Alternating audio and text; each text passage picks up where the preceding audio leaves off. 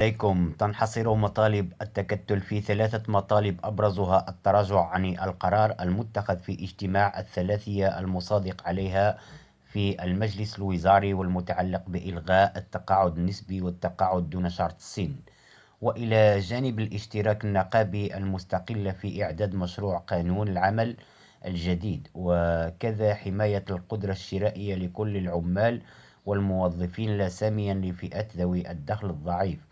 ويسمح القانون الحالي الذي ينتهي العمل به نهاية السنة الجارية للعمل بالتقاعد النسبي في حالة استيفاء سن 50 سنة مع ضمان على الأقل 20 سنة من العمل.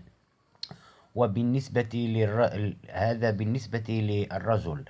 أما بالنسبة للمرأة فحدد القانون سن 45 سنة واستيفاء 15 سنة من العمل، بينما ينص القانون الجديد الذي سيتم العمل به مع مطلع السنة القادمة على إلزام العامل بلوغ سنة 60 سنة 55 للمرأة مع شرط استيفاء شرط 15 سنة خدمة.